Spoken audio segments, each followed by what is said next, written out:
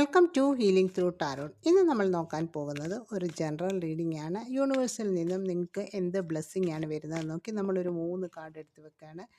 നിങ്ങളുടെ current energy, നിങ്ങൾക്കുള്ള guidance, യൂണിവേഴ്സിൽ നിന്നും നിങ്ങൾക്ക് വരുന്ന ബ്ലെസ്സിങ്സ്. ഇനി ഓരോ കാർഡ്സും നമുക്ക് റിവീൽ ചെയ്ത് നോക്കാം എന്താണ് വരുന്നതെന്ന്. നിങ്ങളുടെ കറണ്ട് എനർജി ദ ഹെർമിറ്റ് കാർഡാണ് വന്നിരിക്കുന്നത്. നിങ്ങളുടെ ഗൈഡൻസ് വന്നിരിക്കുന്നത് 7 ഓഫ് സോർട്സ് ആണ്. നിങ്ങളുടെ ബ്ലെസ്സിങ് എന്ന് പറയുന്നത് ദ ഹാങ്ഡ് മാൻ ആണ് വന്നിരിക്കുന്നത്.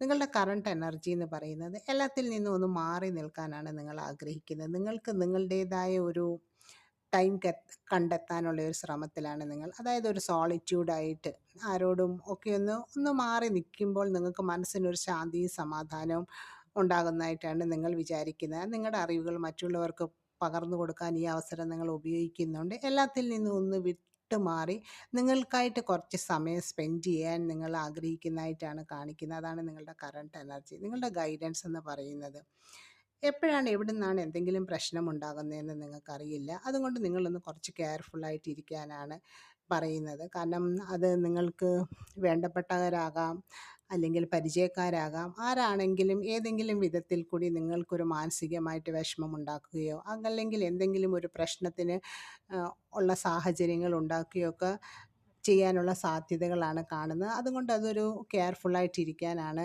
ഒരു അഡ്വൈസായിട്ട് നിങ്ങൾക്ക് വരുന്നത്. മീൻസ് അങ്ങനെ പ്രശ്നങ്ങളൊന്നും ഉണ്ടാകാതെ അതിൽ നിന്നൊക്കെ ഒന്ന് മാറി നിൽക്കാൻ നിങ്ങൾ ശ്രമിക്കുക.